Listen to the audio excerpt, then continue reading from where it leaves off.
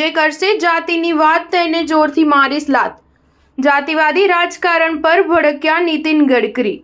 દેશમાં જાતિઓને લઈને હંમેશા રાજકારણ ગરમાતું રહે છે। આ દરમિયાન જ ભાજપના વરિષ્ઠ નેતા અને કેન્દ્રીય મંત્રી નીતિન ગડકરી આ જાતિવાદના રાજકારણ પર ભડકી ઉઠ્યા છે। તેમણે એક કાર્યક્રમમાં કહ્યું કે મહારાષ્ટ્રમાં હાલના સમયે જાતિવાદનું રાજકારણ વધી ગયું છે। હું જાતપાતને માનતો નથી। જે જાતિની વાત કરશે તેને હું જોરથી લાત મારીશ। ગડકરીએ જાહેર મંચ પરથી કહ્યું કે મારા મત વિસ્તારમાં 40% મુસ્લિમો છે અને હું તેમને પહેલાથી કહી ચૂક્યો છું કે હું RSSનો માણસ છું। હું હાફ ચડ્ડીવાળો છું। વોટ આપતા પહેલા જ વિચારી લેજો, પછીથી પસ્તાવો ન થાય। જે વોટ આપશે તેના માટે કામ કરીશ અને જે નહીં આપે તેના માટે પણ કામ કરીશ।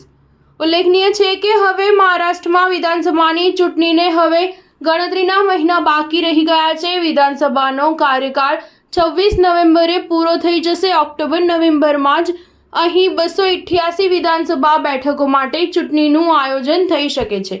સ્ટાર ન્યૂઝ 7 હંમેશા સચ્ચાઈની સાથે।